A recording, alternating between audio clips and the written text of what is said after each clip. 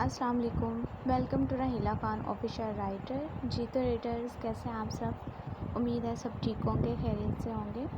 جیسے کہ آپ کو پتہ ہے کہ ہمارا جو پہلے والا چینل ہے رحیلہ خان ناولز، وہ ڈیلیٹ ہو گیا تھی۔ اب ہمارا نیو چینل ہے اور آگے کی جتنی بھی ایپیسوڈ ہیں وہ اب اس پہ ہی آئیں گی۔ ناول سٹارٹ کرتے ہیں۔ تو سفر میرا ہے تو ہی میری منزل، از قلم رحیلہ خان، قسط نمبر 57، پارٹ 1۔ حویلی کے تمام بڑے مرد حضرات سید ارباز عالم شاہ اور عثمان ملک کے جانے کے بعد پریشان حال بیٹھک میں چلے آئے تھے، جہاں وہ موجودہ صورتحال پر غور و فکر کرتے۔ شاہ خاندان کے بڑے پوتے کے یوں اچانک چلے جانے سے مختلف سوالات کے پیدا ہونے اور ان کا جواب تلاش کرنے میں مصروف تھے، تو وہیں تیمور شاہ کے متعلق سوچ کر بے حد الجھے ہوئے تھے۔ حسین شاہ کی شادی تو ہو گئی تھی، وقتی صورتحال پر قابو پا لیا گیا تھا، مگر اس کے بعد کے حالات یکسر مختلف تھے، جو ان سب کو اپنے گرد الجھائے ہوئے تھے۔ تیمور کا نافرمانی کر کے ہمیشہ کے لیے چلے جانا، حسین کی بگڑتی حالت، شاہ کا ملک سے چلے جانا، وقت کے کچھ دورانیے میں ہی سب کچھ الٹ پلٹ سا گیا تھا۔ باقی سب جہاں تیمور کے جانے کی وجہ تلاش کر رہے تھے، وہیں حسن شاہ اپنے چھوٹے بھائی کے سامنے شرمندہ بیٹھے تھے۔ عثمان، مجھے معاف کر دو، میرے اولاد کی وجہ تمہاری اکلوتی بیٹی اس حال میں ہے۔ مان! حسن شاہ کی بھیگی کپ کپاتی آواز گونجی اور ساتھ ہی اس نے ہاتھ جوڑے تھے کہ عثمان شاہ اپنے بھائی کے چہرے پر تکلیف اور اپنے سامنے جڑے ہاتھ دیکھ کر تڑپ اٹھا تھا۔ بھائی جان، میں قربان آپ پر، آپ مجھے شرمندہ مت کریں۔ حسن بھائی، اس میں آپ کا میرا کسی کا کوئی قصور نہیں۔ ہو سکتا ہے تیمور کا بھی نہ ہو کہ جب بھی عثمان شاہ حسن شاہ کے ہاتھ کھول کر گلے لگتے بولے تھے، وہ ایک باپ کا اس کے بیٹے پر اٹھا اعتماد واپس دلانے کی کوشش کر رہے تھے۔ تیمور نے حور سے شادی نہیں کی تھی تو اس کا مطلب یہ نہیں تھا کہ وہ اپنے بھائی کے دل میں اس کے بڑے بیٹے کے خلاف نفرت بھرتا۔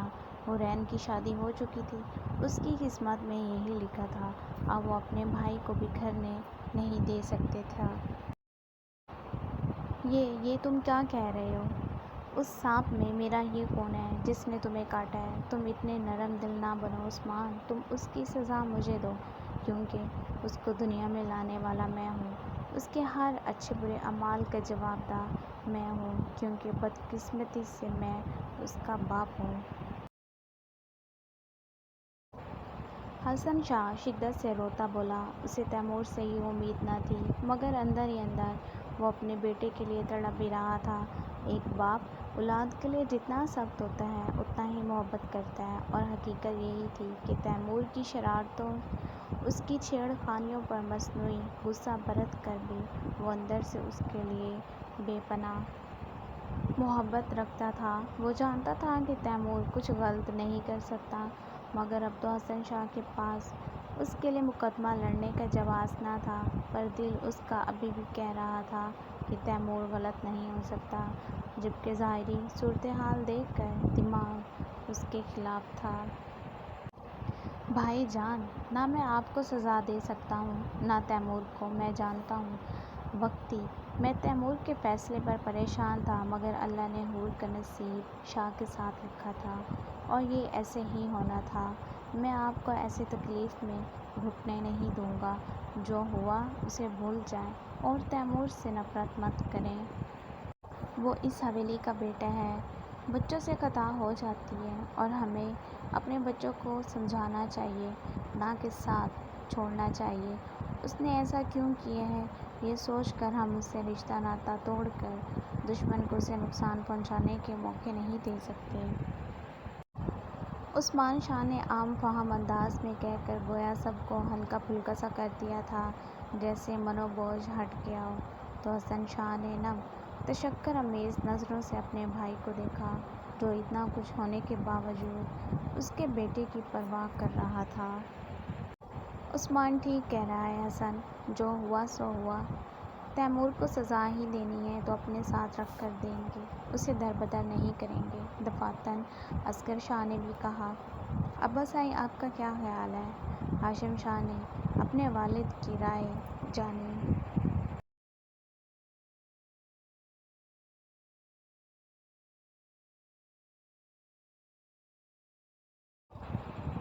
جن کے چہرے پر سوچوں کی ان گنت پرچھائیاں رقص کر رہی تھیں، اس وقت اس کا حویلی سے دور رہنا ٹھیک ہے، کچھ وقت بعد اسے بلا لینا۔ ابراہیم شاہ سنجیدگی سے کہہ کر وہاں سے اٹھ گئے تو ان بھائیوں کے چہرے کھل اٹھے تھے کہ وہ سب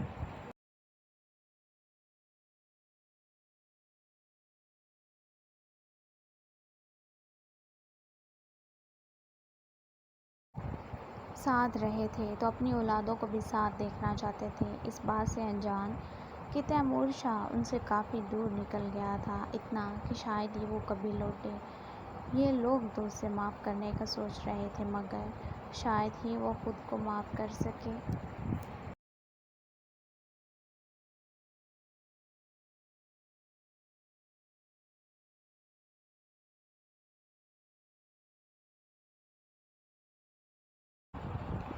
شاید ہی حویلی والے اس کی شکل دیکھ سکیں اور شاید ہی وہ زندہ بچ سکے۔ اس شاید کے آگے بہت سے جان لیوا سوال تھے۔ ہارون شاہ تب سے غصے کی آگ میں جل بھن رہا تھا جب سے اس نے مروہ کو چھت پر بغیر چادر کے دیکھا تھا۔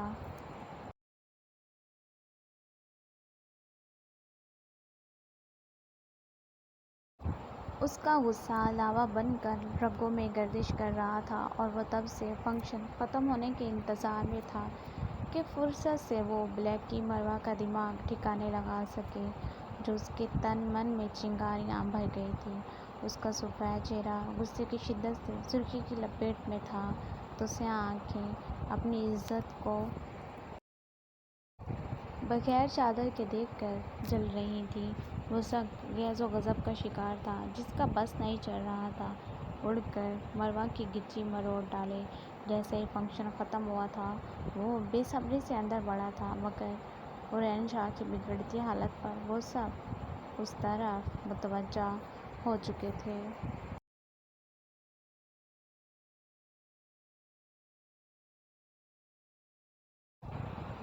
اور پھر اچانک سے شاہ کے جانے کے بعد کچھ ضروری کام نپٹا کر وہ بپرا شیر بنا اپنے کمرے میں آیا تھا۔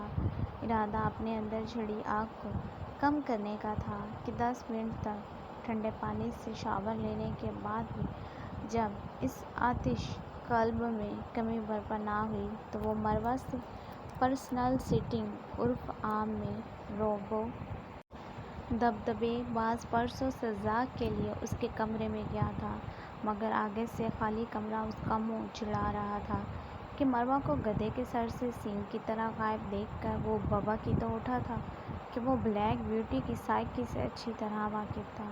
وہ یقیناً اس سے چھپ کر ماں کے کمرے میں دبکی بیٹھی تھی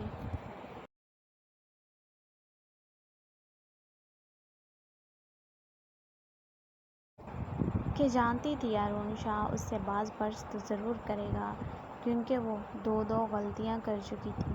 ایک وہ مہندی کی رات بال پھر سے کھول چکی تھی جنہوں نے ساری رات ہارون کو دہکائے رکھا تھا، اور دوسرا وہ اتنے مردوں کے سامنے چھت پر نمائش بن کر آ گئی تھی۔ وہ خود بھی جانتی تھی کہ اس کے نزدیک جو غلطی نہیں وہ ہارون کی نظر میں گناہ ہے، اور اب تو اس کا ہارون سے بچنے کا تو سوال ہی پیدا نہیں ہوتا تھا۔ ڈیمn اٹ، مجھے سلگا کر خود آرام سے چھپی بیٹھی ہو، تمہیں کیا لگتا ہے تم مجھ سے بچ جاؤ گی؟ فول گرل، آج تمہاری وہ حالت کروں گا کہ دوبارہ تم میری بات کا انحراف کرنے سے پہلے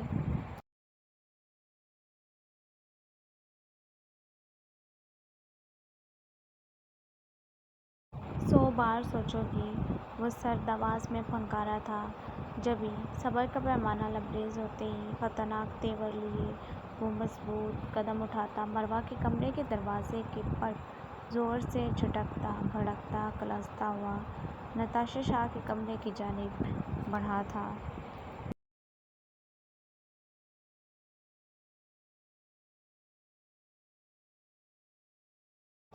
مروہ صبح سے ہی ارون شاہ کی خطرناک گھڑیوں کا شکار ہوتی پھر رہی تھی کہ تقریب کے ختم ہوتے ہی وہ موقع پا کر اپنی ماں کے کمرے میں آ چھپی تھی اور تب سے اب تک اپنی ماں کے کمرے میں ڈیرا جمائے بیٹھی تھی۔ اس دوران اس نے ایک دفعہ بھی اپنے کمرے میں جانے کا رسک نہیں لیا تھا اور ملازمہ سے کہہ کر اپنا ڈریس ادھر ہی منگوا کر وہ چینج کر کے اب سادہ سے آسمانی نیلے رنگ کے شلوار قمیص میں ملبوس ہم رنگ دوپٹہ گردن میں ڈالے، بالوں کی چٹیاں کیے جن میں سے کچھ لٹیں چہرے کے اطراف جھول رہی تھیں کہ وہ ارد گرد سے بے خبر صوفے پر براجمان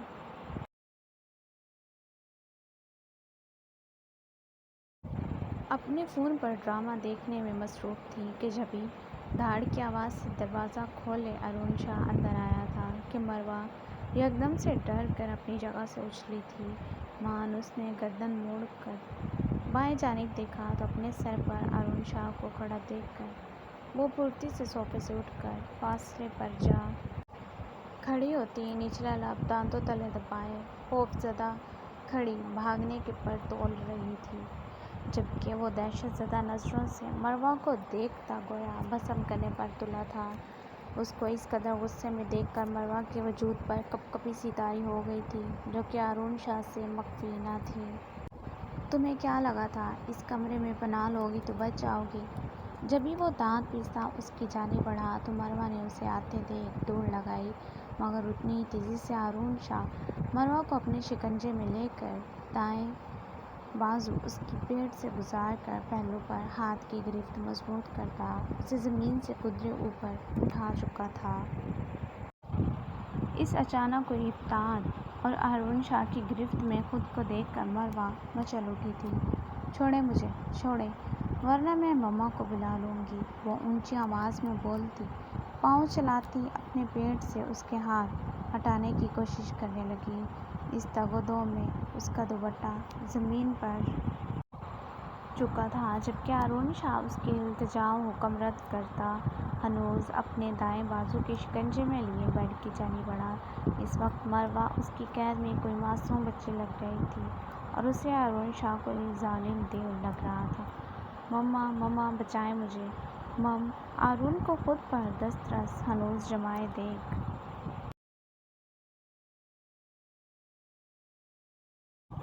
مروہ نے زور و شور سے چلانا شروع کیا کہ ارون کی پیشانی پر شکنوں کا جال نمودار ہوا تھا۔ اسے مروہ کی یہ حرکت انتہائی ناگوار گزری تھی کہ جبھی اس نے دوسرا ہاتھ اس کے منہ پر جمائے ایک ہی جھٹکے سے اسے بیڈ پر پٹکا تھا کہ مروہ کو تو ساری گھوم اٹھا تھا۔ اپنے منہ پر اس کے آئینی ہاتھ کی چند سیکنڈ کی گرفت اس کے 14 طبق روشن کر گئی تھی کہ وہ مفلوج حواس لیے دیدے پھاڑے اسے دیکھ رہی تھی جو اب اس کے اطراف میں ہاتھ رکھے گٹا کی مانند جھکا سیاہ آنکھیں اس کی بھوری آنکھوں میں گاڑے اس کی روح تک لرزا گیا تھا۔ ارون شاہ کو اس قدر قریب دیکھ کر خوف سے مروہ کی دھڑکنوں میں طوفان برپا ہوا تھا اور اس نے تیز تیز سانسیں بھرتے ہاتھ اس کے سینے پر جما کر دور کرنا چاہا تھا، مگر ارون شاہ پہلے ہی کوئلوں پر جل رہا تھا۔ ایسے میں مروہ کا ایک ایک عمل اس کے طیش کا گراف بلند کرتا جا رہا تھا۔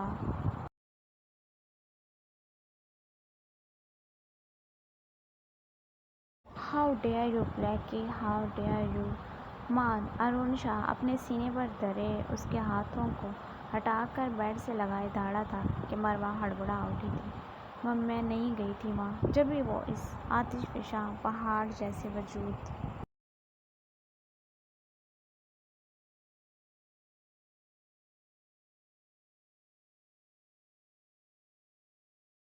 کے سامنے دہشت زدہ سی اپنے دفاع میں بولی تو ارون کی سیاہ آنکھوں کی سرخی خطرناک حد تک بڑھی تھی۔ کیا بکواس کی ہے، ذرا پھر بولو! جبھی وہ اس کے نازک ہاتھوں پر دباؤ بڑھا کر اس کے مزید قریب ہوا تھا، اپنی کلائیوں میں اٹھتی درد محسوس کر کے مروہ کی آنکھیں پانیوں سے بھر گئی تھیں۔ وہ دونوں اس وقت ایک دوسرے کے بے پناہ نزدیک، نرم گرم اور جھلساتی سانسیں ایک دوسرے کے چہرے پر محسوس کر رہے تھے۔ ہارون غصے میں تھا تو مروہ خوف زدہ، اس لیے ان کا ایک دوسرے کی موجودہ پوزیشن پر خیال نہ تھا۔ وہ ہارون کا بوجھ اپنے وجود پر محسوس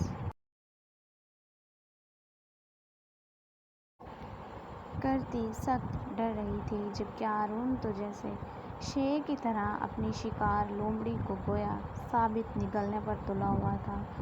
میں گئی تھی وہاں کہ جب ہی ہارون کے سوال پر وہ تصحیح کرتی بولی، ساتھ ہی اس کی آنکھوں سے آنسو تواتر بہہ نکلے تھے۔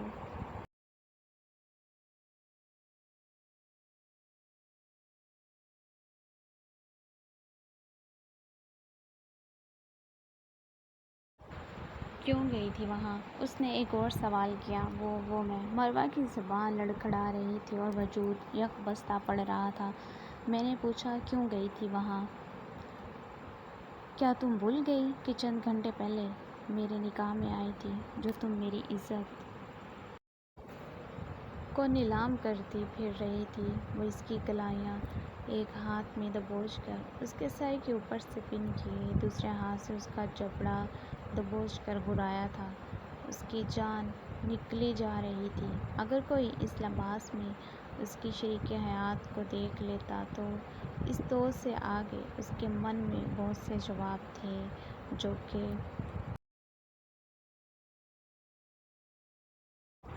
انتہائی خطرناک تھے۔ اگر کسی نمائندے کی اس پر نظر پڑ جاتی اور وہ کسی کیمرے میں آ جاتی تو ہارون شاہ اسے زندہ درگور کر ڈالتا۔ میں نہیں گئی تھی، نینا بھی ساتھ لے گئی تھی، مروہ سسکتی ہوئی بمشکل بولی۔ اس کی سانولی رنگت میں سرخیاں گھل آئی تھیں۔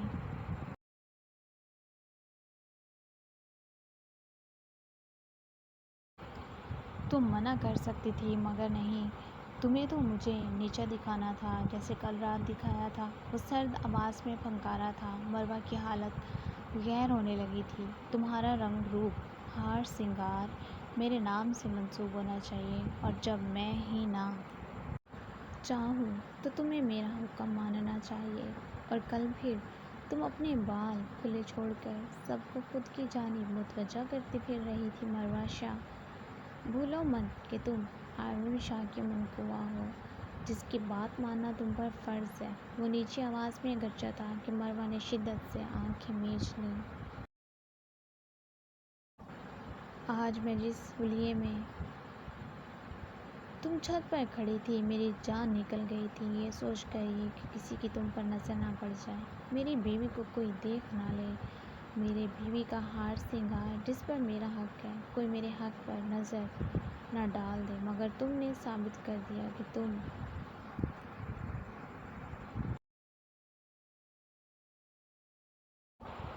لوگوں میں بانٹتی پھر رہی ہو۔ وہ یکدم سے اس کی گردن پر جھکا، وہاں دانتوں کا دباؤ بڑھا کر سخت لہجے میں پھنکارا تھا کہ مروہ اس کے الفاظ و عمل پر دہل اٹھی تھی۔ مروہ شاہ، بھلے مجھے تم سے محبت نہیں، مگر تم ہارون شاہ کی بیوی ہو، عزت ہو میری، اور میں تمہیں اپنی عزت فراہم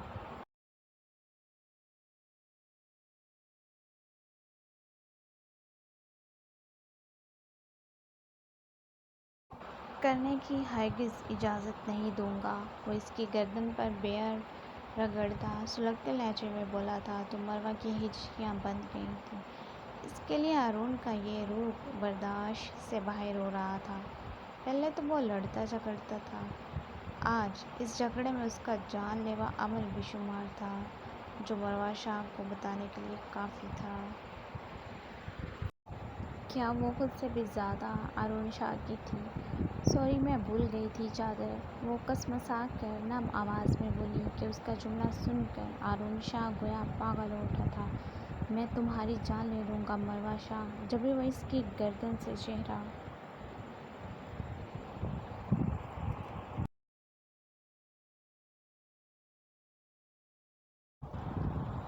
نکال کر اس کی گردن پر ہاتھ کی گرفت بڑھاتا دوڑا تھا کہ مروہ نے جھٹ سے آنکھیں کھول کر بے یقینی سے اسے دیکھا تھا۔ مجھے ہلکے میں مت لو مروہ شاہ، تمہاری ہڈیاں بھی حویلی والوں کو نہیں ملیں گی جو تمہارا حشر کروں گا۔ اس نے اسے سخت انداز میں تنبیہ کی تھی، جبکہ مروہ حیران تھی کہ اس نے معافی مانگی، پر وہ پہلے سے بھی زیادہ بھڑک اٹھا تھا۔ تمہیں وہاں آنا ہی نہیں چاہیے تھا، تم اس بات کی معافی مانگتی، تمہیں چھوڑ دیتا، مگر تم نے یہ کہا کہ میں چادر بھول گئی۔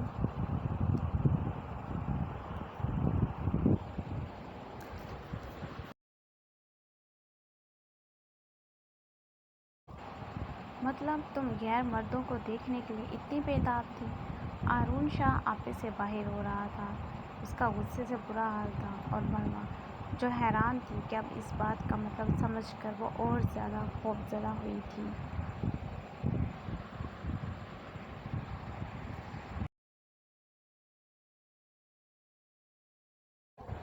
نہیں نہیں، مجھے نہیں آنا چاہیے تھا، وہ بے تحاشا روتی ہوئی بولی۔ جب ہارون شاہ ذرا سا پیچھے ہوا تھا تو مروہ کو لگا کہ اس نے معاف کر دیا، مگر جیسے اس نے پاکٹ سے تیز دھار چھوٹا سا آلہ نکالا تو مروہ کی آنکھیں باہر کو ابلنے لگیں۔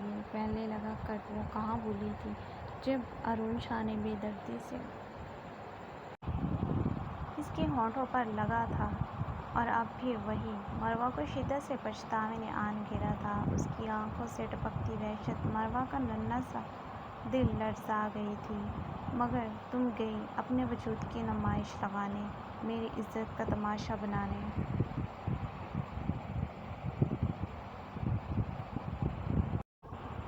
رائٹ؟ ہارون نے اسے گھورتے دیکھ کر کہا۔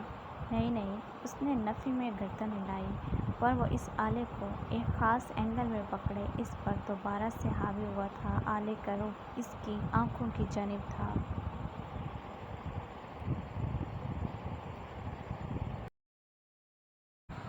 یہ کیا کر رہے ہیں آپ؟ مروہ تو گھبرا سی گئی تھی۔ ریش، اب میں تمہاری آنکھیں نکالوں گا۔ وہ اسے ڈرا رہا تھا کہ آئندہ اس کی چھوٹی بیوی کچھ بھی کرنے سے پہلے اپنے شوہر سے اجازت طلب کرے۔ نہیں، میں نے بس آپ کو دیکھا تھا، میں نے کسی کو نہیں دیکھا، میں سچ کہہ رہی ہوں، وہ روتی ہوئی جلدی سے بولی۔ یہ سچ تھا کہ اس کی نظریں ہارون شاہ پر جمی تھیں، جو اس وقت ڈانس کرتا کافی پیارا لگ رہا تھا۔ جھوٹ بول رہی ہو تم۔ ہارون شاہ نے اب بغور اپنی منکوہوں کو دیکھا تھا، جس پر ایک الگ ہی لطف تھا۔ سانولی رنگت میں کشش تو پہلے ہی بے پناہ تھی، آج تو یہ کشش اس کے وجود کو ہلا گئی تھی۔ نازک سراپا دوپٹے کے بغیر اس کے نیچے پڑی رحم طلب نظروں سے اسے دیکھتی ہارون شاہ کو عجیب کشمکش میں ڈال گئی تھی۔ وہ سیاہ نظریں جن میں پہلے تنفر اور غصہ تھا، اب ان میں عجیب سا تاثر حلقوں لینے لگا تھا۔ وہ اس کے بے پناہ نزدیک گہری نظروں سے اس کا جائزہ لے رہا تھا۔ میں سچ کہہ رہی ہوں، میں نے آپ کو دیکھا تھا، وہ اسے یقین دلا رہی تھی۔ کیوں دیکھا تھا؟ اس کا غصہ جھاگ کی طرح بیٹھ گیا تھا، نہ جانے اس پر کیا جادو ہوا تھا۔ وہ خود پر حیران تھا۔ آپ ڈانس کرتے اچھے لگ رہے تھے، اس لیے اب میں آپ کو نہیں دیکھوں گی، وہ جلدی سے بولی۔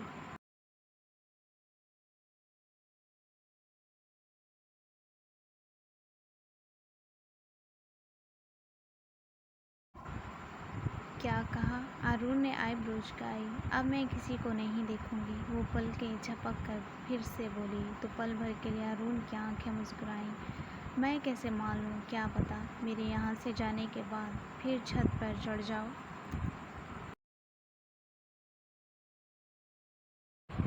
ہارون نے سخت نظروں سے دیکھتے استفسار کیا۔ نہیں، نہیں جاؤں گی، میری آنکھیں مت نکالیں پلیز، وہ صفائی دیتی بولی۔ تو بالآخر ہارون شاہ کو بھی ترس آ گیا۔ آنکھیں نکل جائیں تو کیا ہوگا؟ مجھے تو تم دیکھنا نہیں چاہتی۔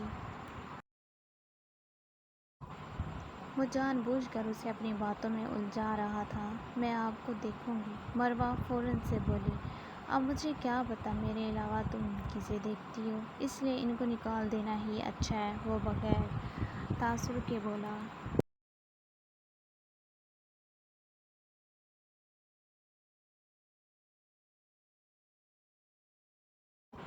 نہیں نہیں، دیکھوں گی پلیز۔ جب بھی وہ ہمت ہارتی اس کے سینے سے سر ٹکا شدتوں سے رو دی تھی تو ہارون شاہ کے لبوں پر دل فریب فتح مند مسکراہٹ چھائی تھی۔ مجھے معاف کر دو پلیز، وہ مسلسل التجا کر رہی تھی۔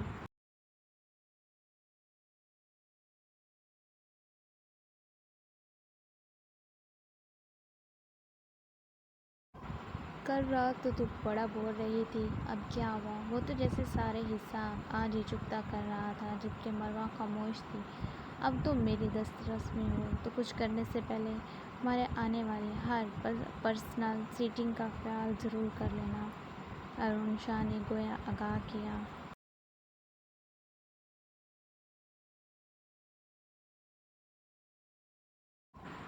میں بابا کو بتاؤں گی کہ آپ میری آنکھیں نکالنے والے تھے، وہ روتی ہوئی بولی۔ میں سوچ رہا ہوں کہ آنکھوں سے پہلے زبان کا صفایا کر دیتے ہیں۔ چلو منہ کھولو شاباش۔ ارون اس کا جبڑا دبوچے خشک لہجے میں بولا۔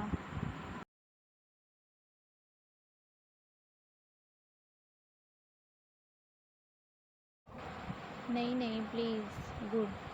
کل تک تم مجھ سے ایک قدم دور تھی، آج تم میرے ہم قدم ہو۔ یہ یاد رکھنا، مجھے نیچے دکھاؤ گی تو خود بھی گرو گی، اور میں ہر بار معاف نہیں کرتا، اگلی بار تمہارے باڈی پارٹس الگ کر دوں گا، وہ خطرناک ارادے لیے بولا۔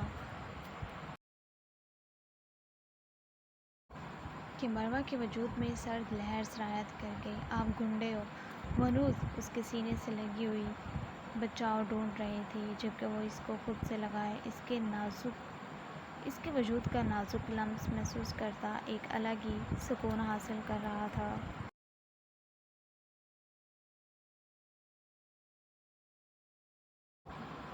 اب تمہیں زندگی اسی گنڈے سے گزارنی ہے، وہ نامحسوس انداز میں اس کے سر پر لب رکھ کر جدا ہوا تھا کہ وہ ابھی اپنی چھوٹی بیوی کے لیے کوئی امتحان کھڑا نہیں کر سکتا تھا، جبکہ اس کے وجود کی دل فریب مہک اسے بہت آگے جانے پر اکسا رہی تھی، اور ابھی وہ ایسا کچھ نہیں چاہتا تھا۔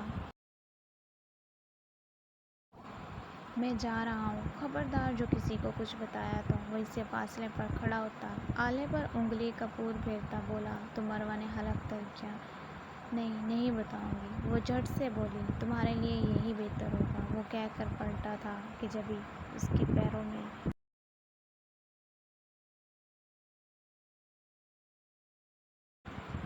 مروہ کا دوپٹہ الجھا۔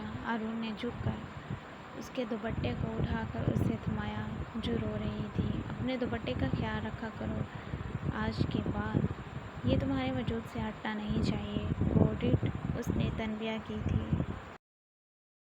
جی۔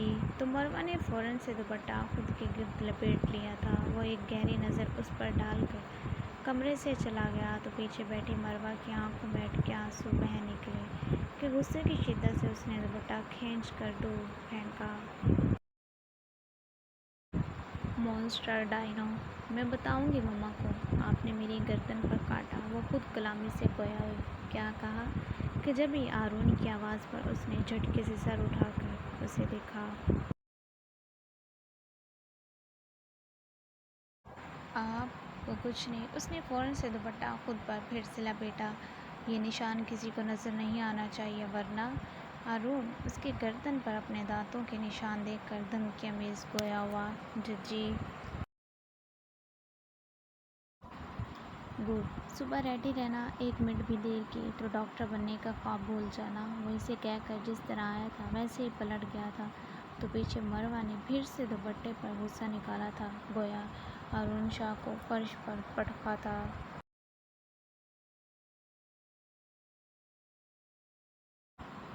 یہ بندہ میرے ہاتھوں مرے گا، اس نے دانت کچکچائے، یا میں اس کے ہاتھوں، اس کے دل نے دہائی دی تھی۔ آہ جلاد مونسٹر، ایک بار میں ڈاکٹر بن جاؤں پھر بتاؤں گی، مروہ غصے سے کھولتی بولی، اور پھر پاؤں پٹک کر واش روم بند ہو گئی۔ جاری ہے۔ جی تو ریڈرز، آج کی ایپیسوڈ کیسی لگی ہے ضرور بتائیے گا۔ Thank you.